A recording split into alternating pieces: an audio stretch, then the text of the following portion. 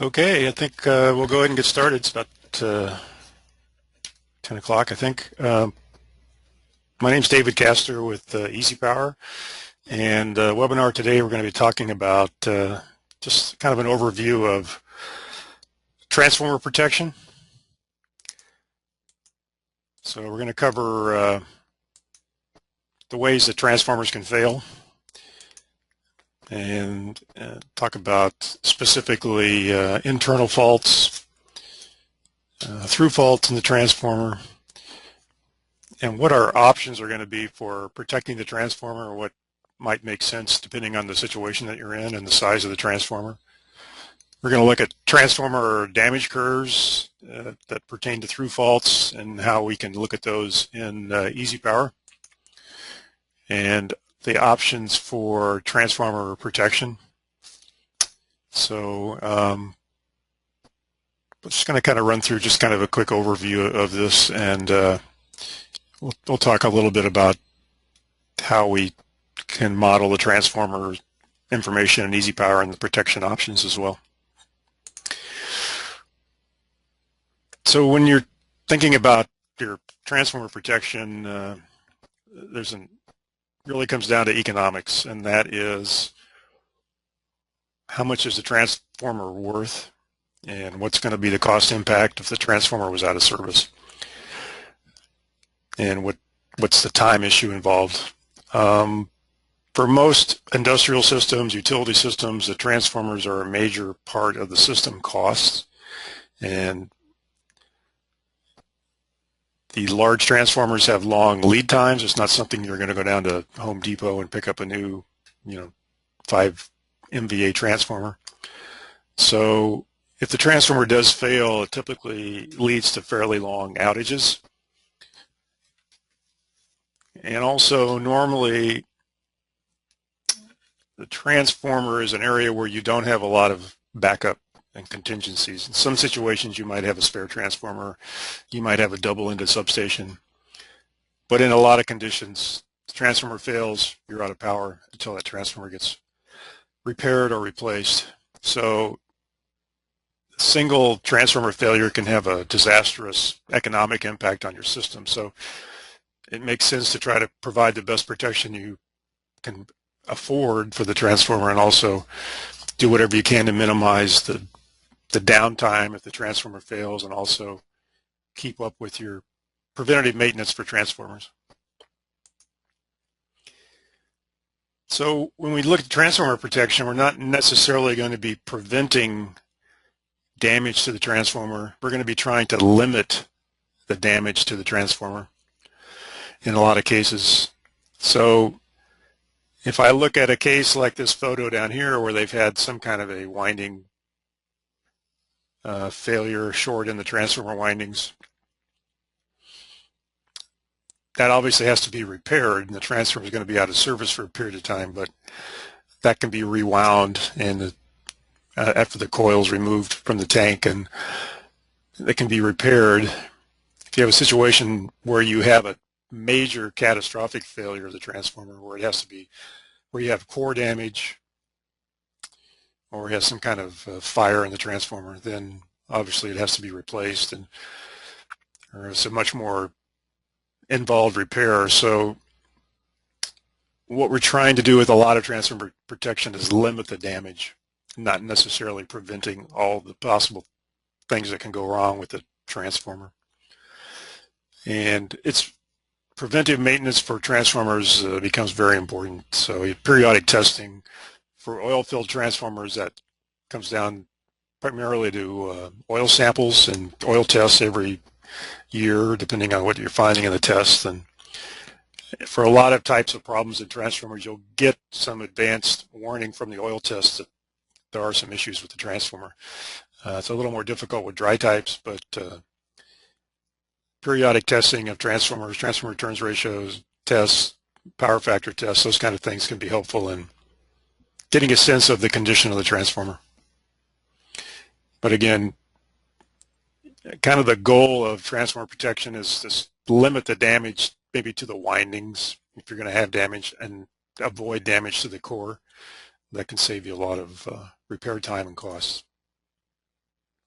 So if we talk about the ways transformers can fail, the major categories would be some type of overload. And so the big enemy of the transformer winding is really temperature, heat, and the insulation system of the transformer. The hotter the transformer runs, the shorter the life of the transformer. The old rule of thumb was if your average temperature goes up 10 degrees C, that you'll cut the life of the transformer or the motor or whatever you're talking about in half. Not sure that's always a true statement, but certainly heat is the big enemy of the insulation systems that we use in transformers. If we talk about faults inside of the transformer, we have typically winding faults are going to be the most common issue. Phase to ground, winding to winding between the primary and secondary, or turn to turn faults within the same winding. Other types of problems we can have are oil leaks and pressure leaks in the vacuum leaks in the transformer that affect its insulation quality. We'll also come back and talk about through faults. That's not a fault in the transformer itself, but it can damage the transformer and lead to an actual internal fault through the damage that's created when the fault occurs.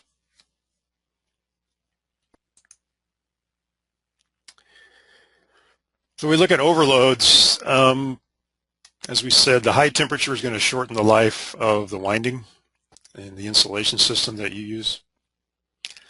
So really the best protection for transformer overloads is something that's actually monitoring this temperature of the windings.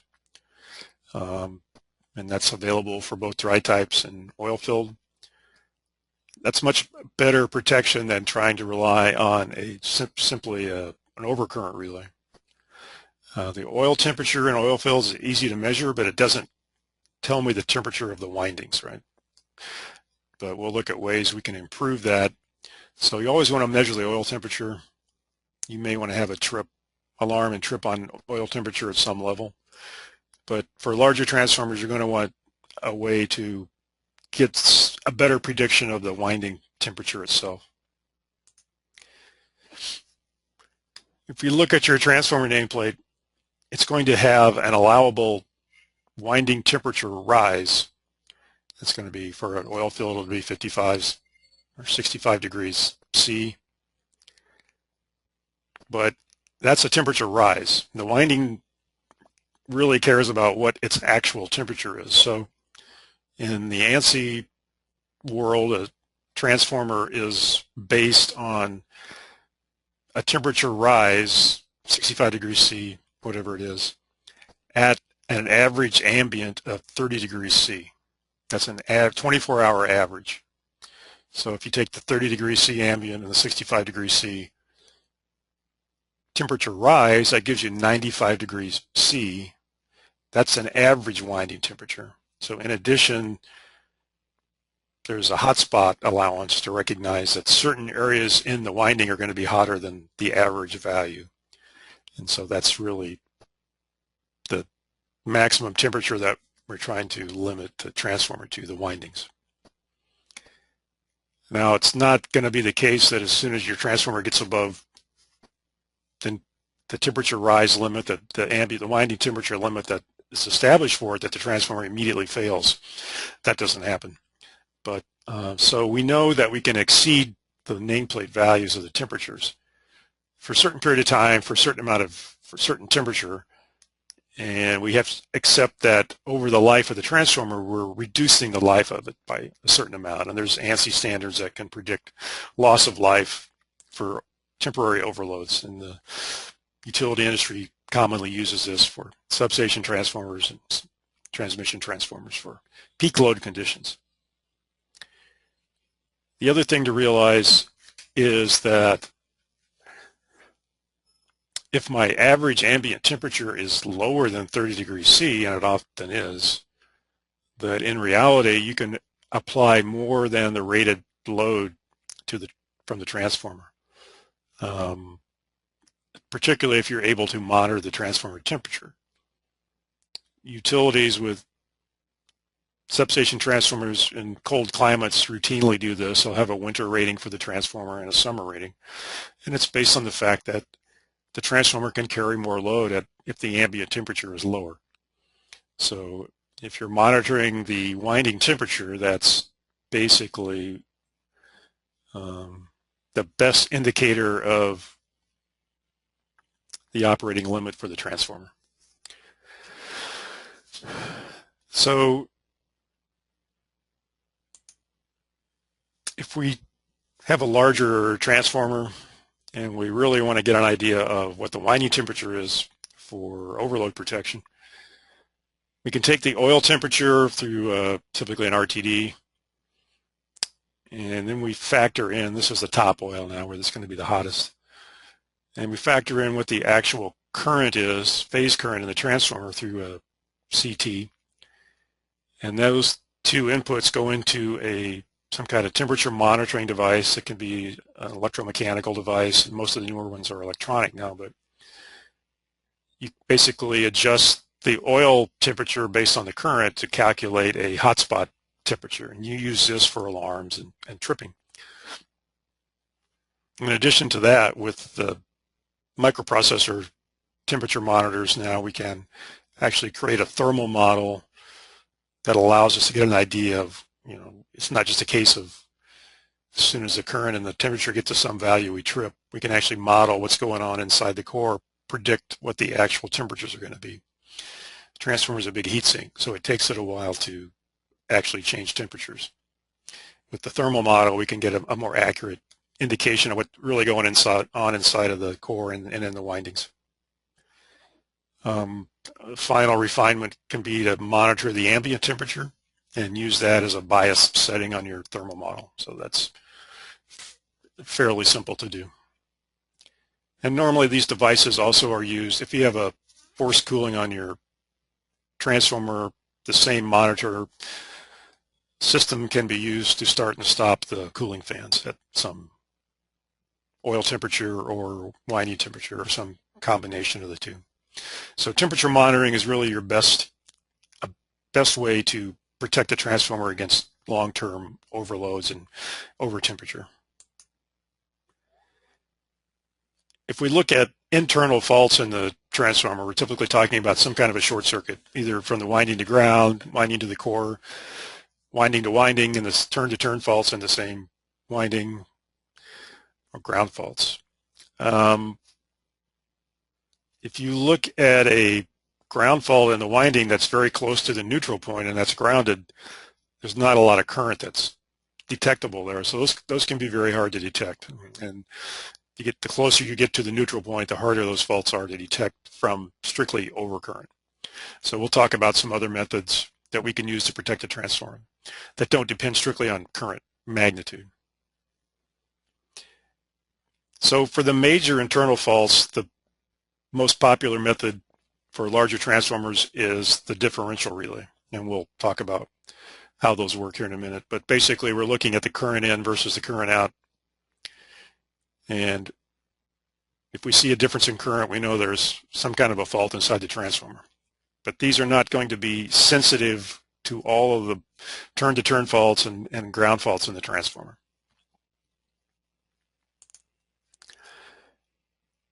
Now, we're talking a lot about overcurrents and temperature and those kind of things, but I just want to mention briefly the surge protection issue and the importance of surge protection in the transformer. If you look at your power system as a whole, the transformer windings are really one of the weak links for overvoltages, surge voltages caused by lightning and switching and so forth. So we need to add protection so we don't have a failure inside the windings due to lightning surges. And the way to do that is to have properly sized and installed surge arresters on every transformer. And that's a really important thing to do for a transformer of any size. And ideally, you would put those both on the primary and secondary.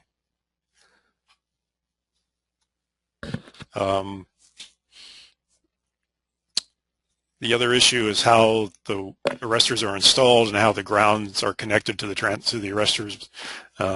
So ideally, you're going to want that surge arrestor mounted right on the transformer.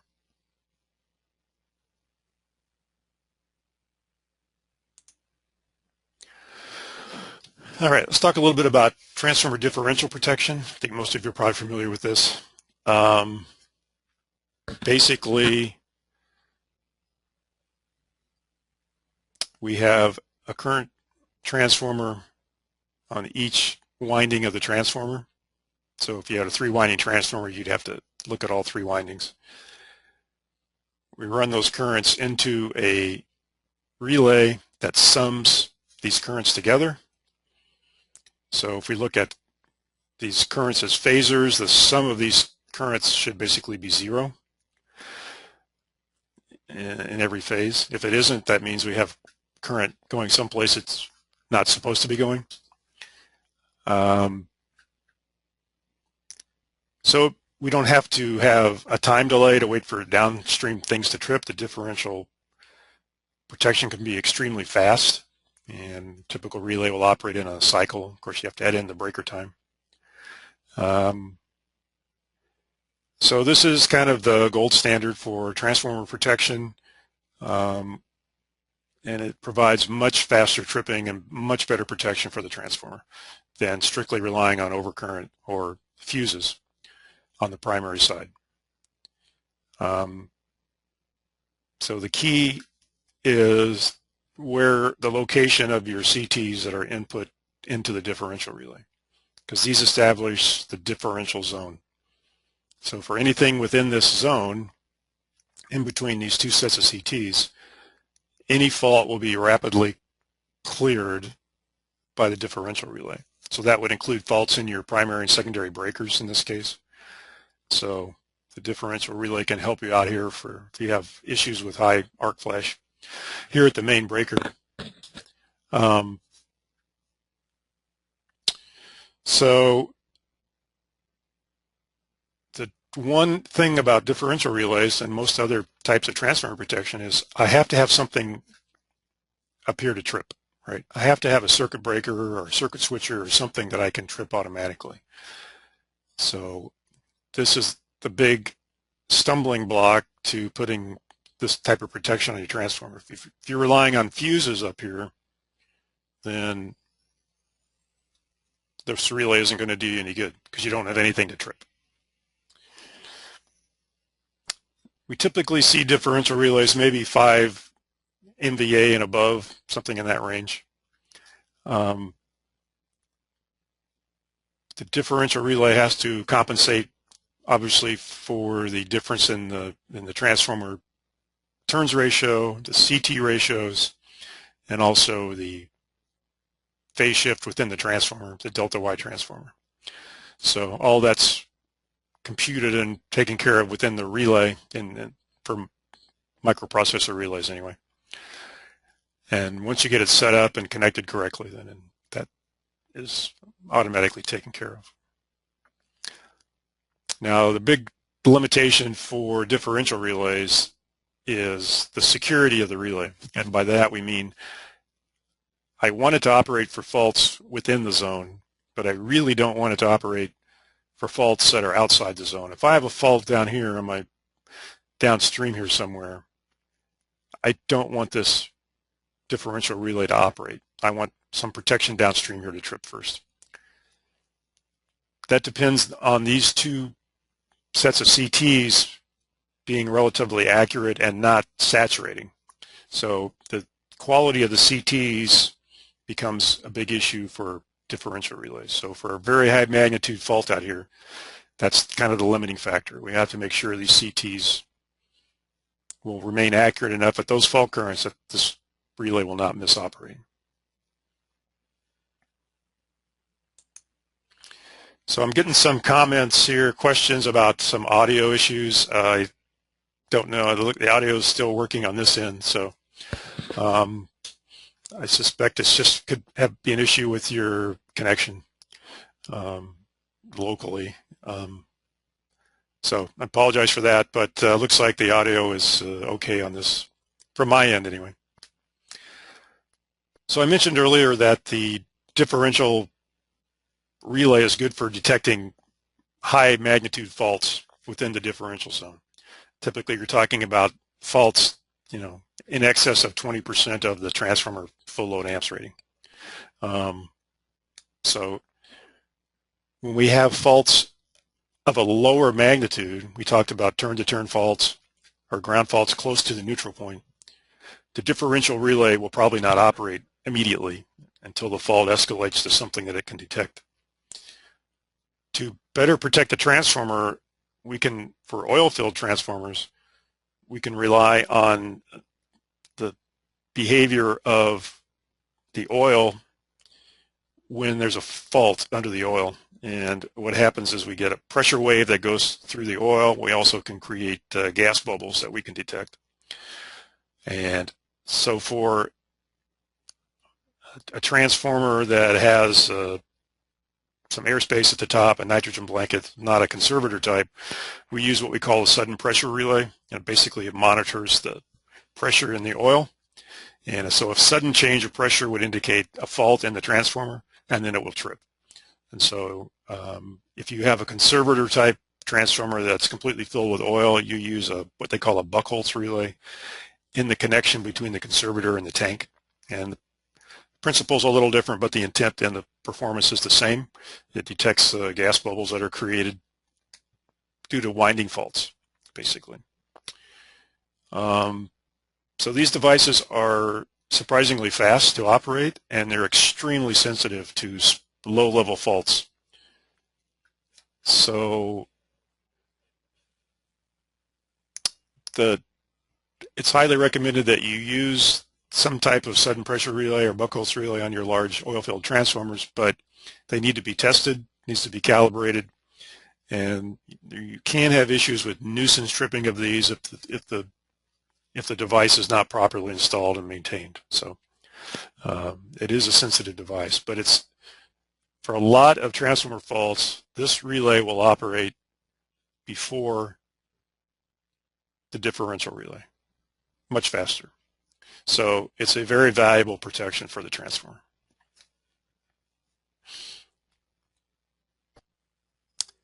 So you would typically wire this to some type of lockout relay, or if you have a digital microprocessor relay, you could wire it as an input to that to trip the transformer.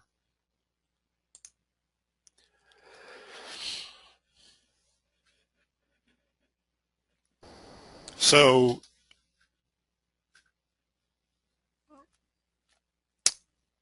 one of the things that the transformer has to be able to withstand are fault currents for external faults, and we call those through faults.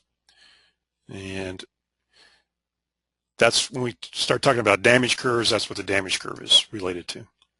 So a through fault is an external fault on the secondary of the transformer. The problem is that the transformer sees extremely high fault currents.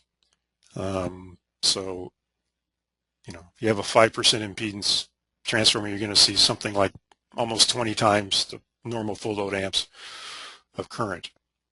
So we have heating forces, we have heating and magnetic forces, and those all vary as the square of the current. So if I have 20 times my normal current, I have 400 times the normal heating and the normal mechanical forces on the transformer.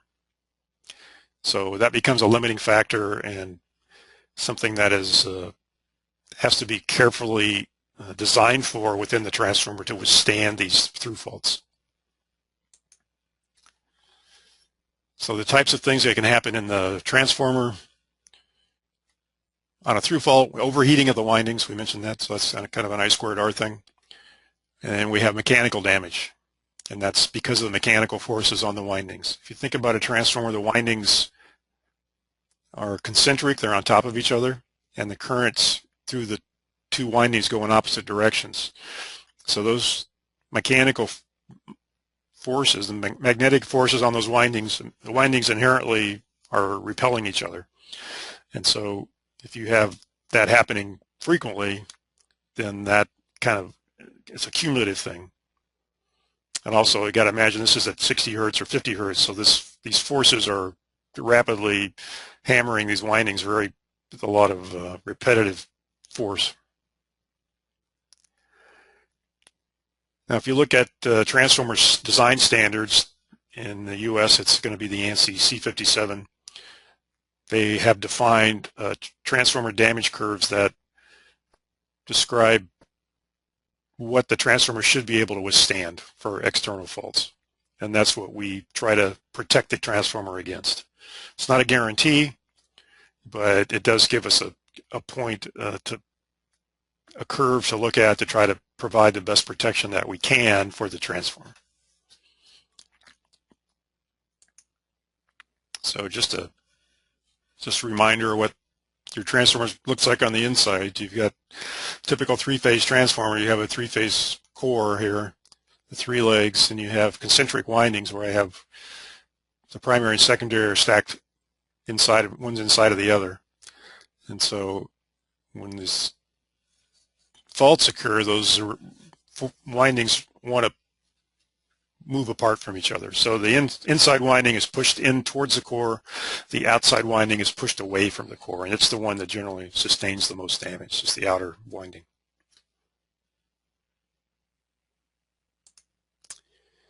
All right, so this is a typical damage curve. Sometimes they're referred to as Z-curves from the ANSI. This is the oil-filled transformer, C57.109. This is the damage curve for through faults. So if your fault is inside your transformer, the damage curve does not really apply anymore. Your transformer is already damaged. So the damage curves are only for through faults. In the standard, because the mechanical force issue is kind of a cumulative thing, the standard distinguishes between transformers subjected to frequent faults versus infrequent faults. So that depends, that definition and what's frequent versus infrequent depends a little bit on the size of the transformer. But keep in mind that when I look at this Z-curve here, this top portion, kind of up here in the long duration, remember I got time going up this way, so this is 500 seconds. This is the thermal damage curve. So this is saying that I want my transformer protection to trip before the combination of current and time crosses this line, okay? So my curve needs to be to the left and below this curve. This little diagonal line down here is the mechanical damage portion of the damage curve. And this is protection against mechanical damage due to high magnitude faults. And the vertical section is really just the transition between mechanical damage and the thermal damage. And this is what we used to call the 2-second point. If you're as old as I am, you would know we used to just plot a dot here, and as long as our protection was underneath that, we were happy. But things are a little more complicated now. So if I decide my transformer is only going to be subject to infrequent faults, I will only have the thermal damage curve. And we'll take a look at that and what that looks like in EasyPower in a second here, I think. Okay, so for oil-filled transformers, here's the definition of frequent versus infrequent. So there's 4 categories here. Category 1 only goes up, I'm looking at 3-phase. Category 1 only goes up to 500 kVA. They don't really have a frequent fault category. From 501 to 5,000 kVA, which is going to be most of your industrial type systems, it's 10 faults. And this is 10 faults in the life of the transformer. If your transformer is subjected to 10 or more faults during its lifetime, you should treat it as the frequent fault case. For the larger transformers, it's an even lower number, 5 faults in the life of the transformer.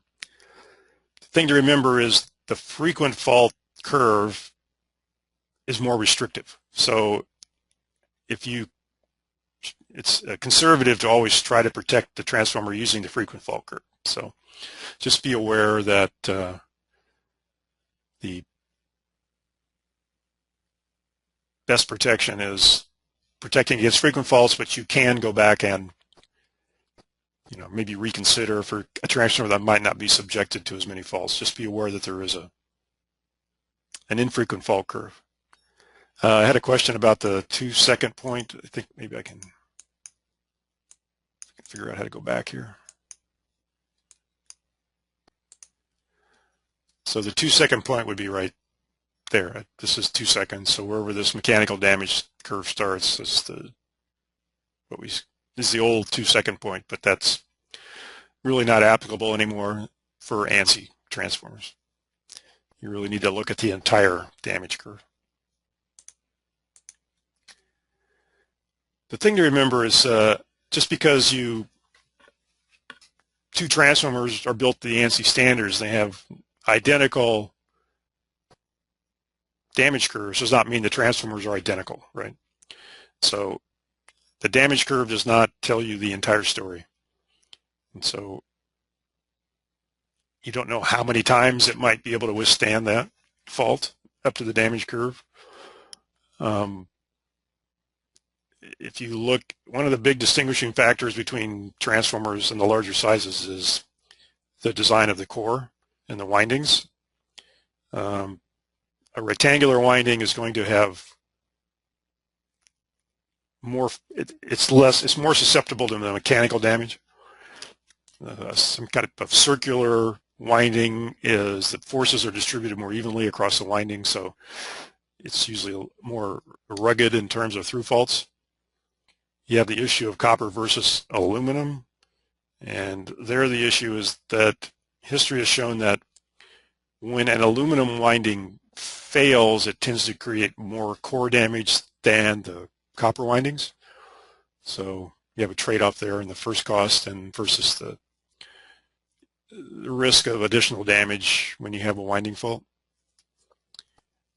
So a lot of factors go into transformer design and construction. And if you're buying a large transformer, you're going to want to look at all those other factors, and you may want to get some history from the manufacturer on through fault damage for their transformers. Look at how the core is constructed, how the core is clamped together. All those things factor into the overall quality level of the transformer. So the damage curve is the damage curve, but it doesn't tell you the whole story. When we look at the damage curve, so when you have your typical Delta-Wye transformer in EasyPower, you're going to see two curves, damage curves. And that's because if I'm trying to protect the transformer from the primary side, I have to make some adjustments, because what's going to be seen in the phase conductors on the primary side, on the delta side, is not the same as the current that's going through the winding on the secondary side for a ground fault.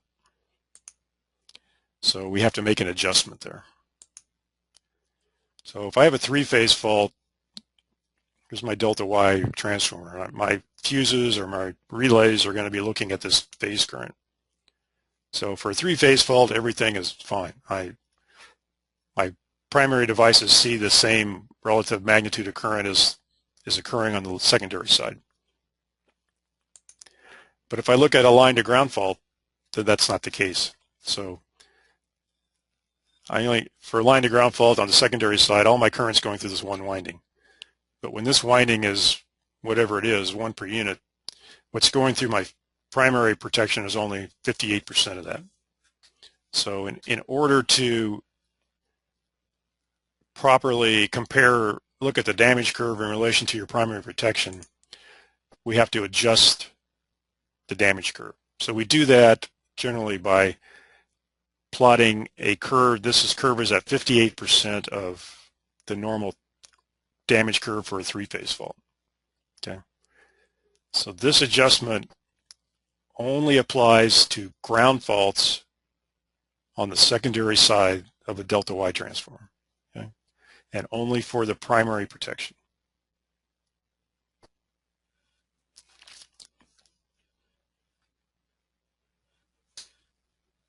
Okay.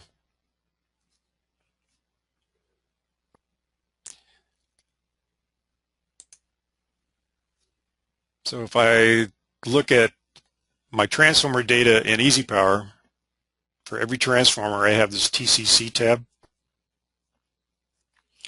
and this controls what I see when I plot my damage curve. All right.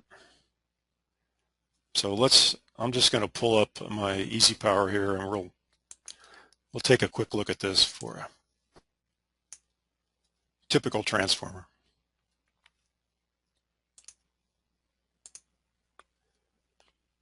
If I go to coordination focus and I highlight the transformer, oh, that was not going to work. Hang on.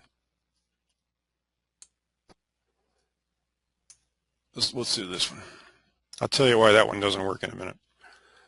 I'm going to select the transformer and go to plot. Okay. Now here we see the two curves.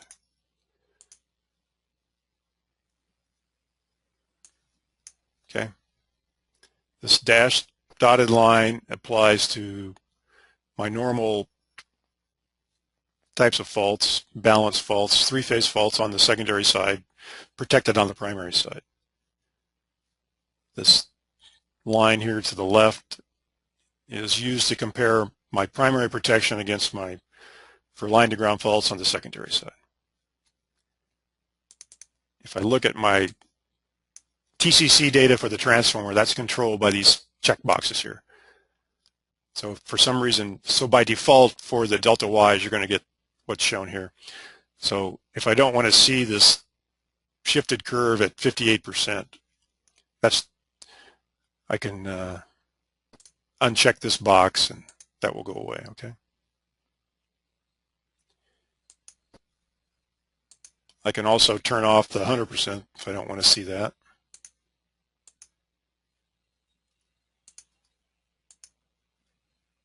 Then by default, we use the frequent fault curves. If I turn off the frequent fault, then you'll see it's basically switching off the mechanical damage portion, and I'm just left with this thermal curve here. All right. So you can see that using the frequent fault curve is more restrictive. It's tougher to protect than using the infrequent fault curve. Okay, so that's just an example of what the damage curves look like for the particular transformer. So the program automatically makes this adjustment for us. If I were to go back to database, here's my Delta-Wye transformer that we were just looking at. If I go into database and I change this from a Delta-Wye to a YY, Y grounded, Y grounded. If I go back to coordination now and look at this, I only see one curve. And that's because I don't have that issue for ground faults because both sides are seeing, both protected, the primary is seeing the same current as going through the winding basically. So I don't have to worry about shifting this for the ground fault. Okay, so that's basically taken care of automatically. So, all right, so let's go back. Oops, go back to database. Change this guy back. To Delta-Wye. All right, so if I look at just to make sure we're all on the same page here. I have my Delta-Wye transformer. Here's my primary protection, which is this relay, and here's my main breaker. Okay. So I'm trying to get my ideally I'd like my primary protection to be to the left side of this damage curve here, this shifted curve that applies to a line to ground fault on the 480 volt side. And we in this particular case, they were able to do this in this region here. It does cross up here for the lower magnitude fault duration and long durations. But if we think about what's really going around here, if I have a fault, a ground fault down here, or any place downstream of this breaker is going to see that fault, right? This is my main breaker. So it's going to trip on its curve. So it's going to provide much better protection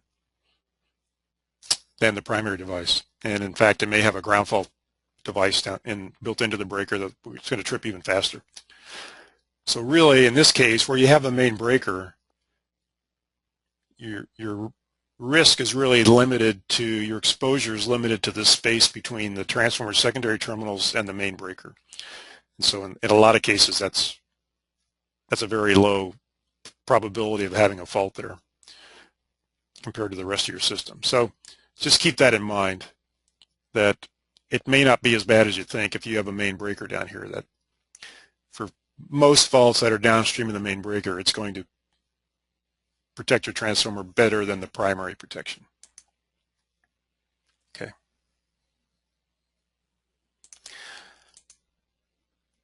All right, now let's go back up and look at this other transformer that I started with. This transformer has resistance grounding here. And I don't know what this resistor is, but 19 ohms, so it's kind of a low resistance thing. But the resistor restricts my ground fault current on the secondary side drastically. And so really this concern about the shifted damage curve goes away, basically. So when I have a transformer with resistance grounding on the Y side, then the program's only going to plot one curve, because I don't have to worry about that shifted curve here, because I'm only going to have whatever this is, 300 amps, 400 amps of ground fault current. So that concern really goes away.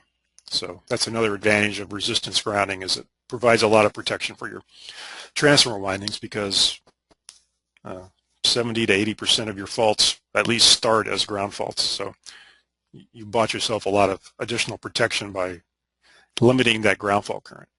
So the program will automatically take the shifted curve out anytime you have resistance grounding on the Y side.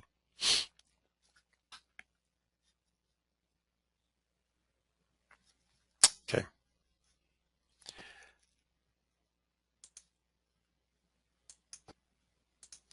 All right, so we should probably get back. So anyway, these are the options here we talked about. I'll come back and talk about the Inrush current in a moment here. Now, if we get back to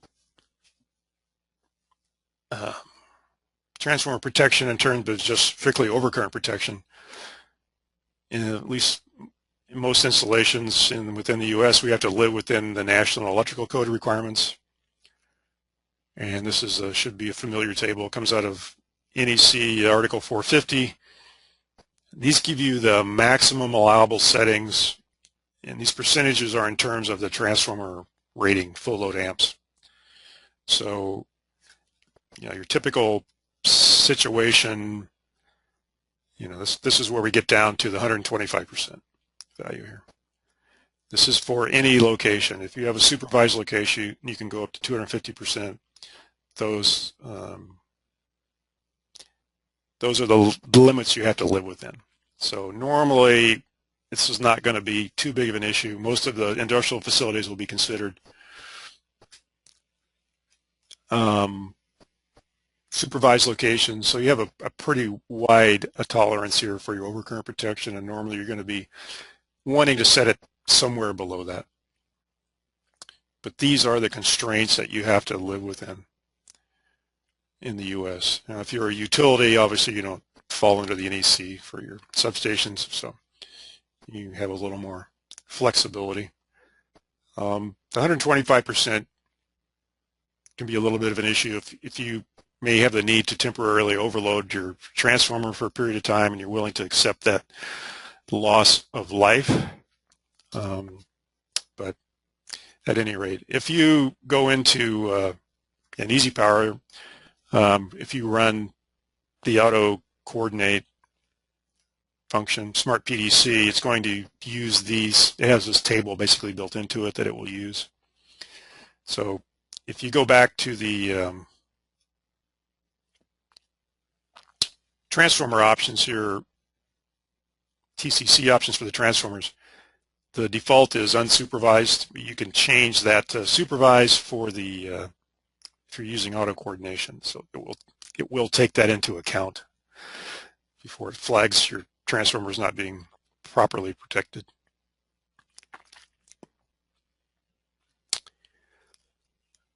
Okay. Now we have an awful lot of transformers out there that use fuses on the primary side for protection. So if you have a small facility and the utility owns your pad-mounted transformer sitting outside, chances are that transformer is protected by some type of a fuse or combination of fuses. Fuses, the main advantage of fuses is that they're inexpensive. So here's just a typical situation where I have a small substation transformer here, and it has a current limiting fuse on the primary protection. So you can, this yellow curve here is the fuse curve. Current limiting fuses tend to be very straight up and down on your TCCs. And here's my damage curves. So if I look at for the line to ground fault, you'll see that this fuse barely gets under this start of the damage curve, and it doesn't provide a lot of protection up here in the thermal region. So that is a concern, right? It's not an NEC violation. It's not a code problem, right? So, but obviously you're not doing as good a job as you would like in protecting your transformer, even for the three-phase faults here. So that's just a fundamental limitation of using fuses. So it's just something that you will have to live with unless you want to replace the fuse with a circuit breaker and some other type of protection. Now, if you look at an expulsion fuse like a S&C, SM type fuse, you will see that it does a better job. It's not perfect, but compared to the current limiting fuse, it will provide better transformer protection. Now, there's a trade-off, obviously, in interrupting ratings and other issues like the expulsion issue and those kind of things, but it's just something to be aware of. So in general, the fuses don't do a great deal, leave a lot to be desired, I would say, for transformer protection. But there's an awful lot of them out there. And if you do arc flash calcs for this bus down here, you're going to find the fuses. Leaves a lot to be desired there as well. So the next step up from that would be to have some kind of maybe you want differential protection, maybe you want some kind of an overcurrent relay that you can, as more adjustable, all right? So the key to this whole thing is you have to have a circuit breaker or a circuit switcher on the primary side. You have to have something you can trip. So there's a big price to pay to get to this level, right? So you're going to have the cost of the breaker, which will be significantly more expensive than the fuses. Once you have the CTs, then you can install some type of multifunction transformer relay. It's going to have differential, it's going to have overcurrent, going to have ground, so it's going to have all those functions built into it. So the problem with this multifunction relay is that if that relay fails, then all your functions fail, right? You've got all your eggs in one basket. So if you go the multifunction relay route, you really should install a second backup relay. It can be just a primary overcurrent relay, but you need something to protect yourself against this relay going into fail mode for whatever reason. You know, I've walked into control buildings and relay panels and looked at the relay and see that the fail light is on, so that's not a good sign. And it means your relay is not ever going to trip for anything, basically. So a backup's a good idea. All right, so here's a typical situation where we have our multifunction relay here. You want to try to get this CT on the load side of your main, get this CT on the source side. That way both the breakers are in the zone. And here's a backup relay, right? So this relay will hopefully function if this relay should decide to take a day off. And with the multifunction relays, you can also incorporate your neutral overcurrent, and these will have residual ground built into those as well. So you get a lot of additional protection in one box, but you have to pay the price to put this breaker in. Okay, just a quick word about differential settings. The limitation is that because we're looking at the taps on the transformer and the relative currents on the primary and secondary, the differential typically has to account for the transformer tap range. So if it's plus or minus 5%, if you have an LTC, it's going to be plus or minus 10%. So that has to be built in. The relay has to be able to allow that difference in current without tripping. So you're going to end up typically with a pickup setting of about 25%, 30% of the rated transformer current. So you need a fairly significant fault in the transformer for this device to operate. It's extremely fast when it operates, but for the really low levels of current, you can't depend on this entirely. If you have primary overcurrents, you can set an instantaneous element to kind of act as a backup. For a certain magnitude of current, you know that the fault is within the transformer, it's not on the secondary side, so you can trip on instantaneous. All right, so ground faults. The issue with when we have our phase overcurrents, or if we have a fuse, that device has to be able to pass the maximum current through the transformer, the rated current. I can't set it any lower than that. If I have a ground fault protection, I can set that much, much lower because I don't normally have any ground fault current. Now I have to allow, if I have a 4-wire system, I have to allow for the normal load imbalance. So I have to desensitize that a little bit, but it's still going to be set much lower than my phase devices. So it's always good to put in ground fault protection for you. Speed up the tripping for the transformer. For the newer microprocessor relays, you can also use the negative sequence overcurrent to have a more sensitive protection for phase-to-phase faults. When I have a phase-to-phase fault, I will see negative sequence current. Normal situation, there will be very little negative sequence current. So that's another option that you can use to get slightly more sensitive protection for line-to-line faults. So if I look at my EasyPower model here, I've got a line-to-line fault on this bus, and you can see I have, this is positive sequence, negative sequence, and zero sequence. So you will see a significant amount of zero sequence current, negative sequence current for a line-to-line fault. And so you can use that in your relay overcurrent protection. And just to finish off this discussion, for line-to-line faults, we have a kind of the reverse problem that we had for line-to-ground faults. If I have a line-to-line fault on the Y side here, one of my phases on the primary side actually sees more current than I see through the faulted windings. So this can cause some coordination problems, and this is the shifted. This is like the 87% curve shift you can put in on the primary device. And I'll show you an example of that in a minute, how we do that. And one last thing, I had a question on the Inrush current.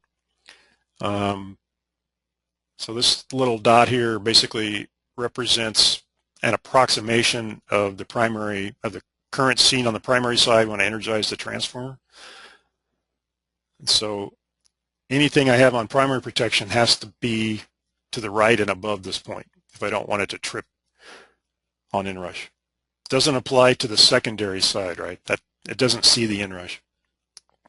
Only applies to the primary. Now someone asked if there was an ANSI standard for the Inrush, and there is no standard for Inrush. This is an approximation, okay? If you are getting a new transformer, a large transformer, you can ask the manufacturer what to use here. But Inrush is a complicated event, and there's a lot of things to factor in, including harmonics and remnant flux and everything else that goes into determining the Inrush. So this is a really rough rule of thumb. For dry type transformers, I would assume something more like 12 times. Oil fill will typically be a little bit less. And we normally use 1/10 of a second here, but again, that's just a rule of thumb. Okay, so let me go back to just one more thing I wanted to show in the EasyPower. Let me see. If I look at this is an actual little guy here. If I look at this substation,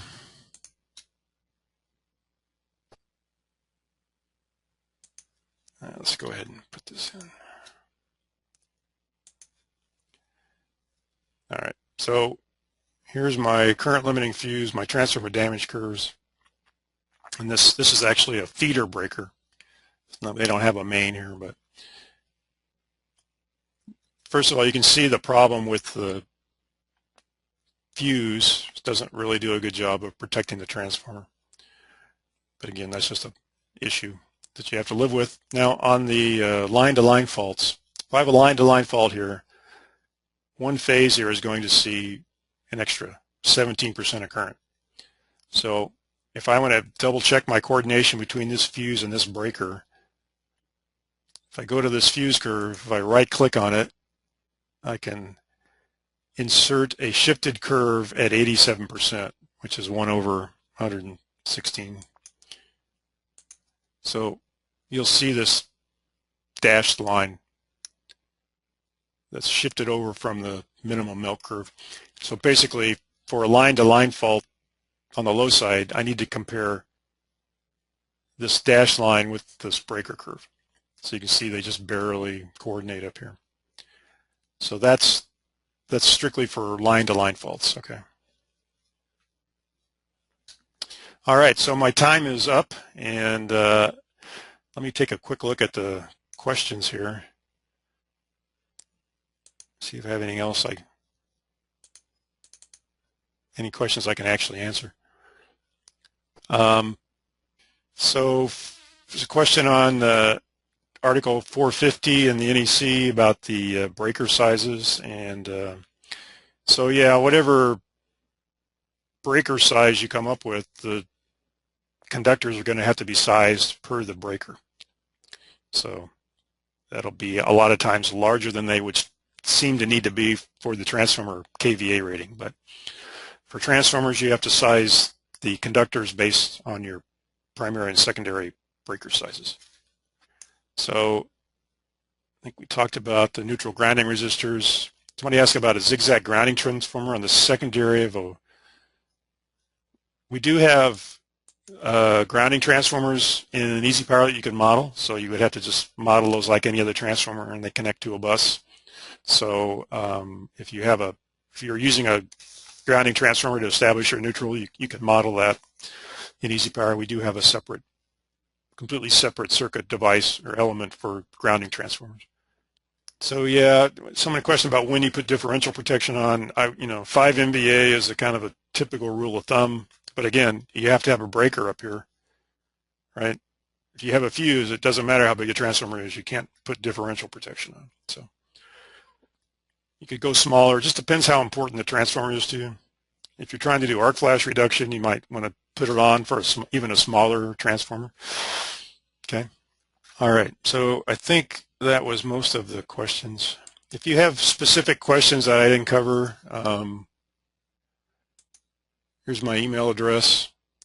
Feel free to shoot me an email. If you have EasyPower questions, you're better off to contact tech support. But if it's something related to the webinar here, feel free to shoot me an email. And I think that's it. Appreciate you guys tuning in, and we'll have another webinar, I think, in a couple weeks. Typically, I have recorded this. We'll post the recording on the website here in a few days once they get it processed, and you'll be able to access it through the website. Anyway, thanks again for your time. Hope you have the rest of your day is a good one, and hope to have you on again in the future. Thanks, everybody.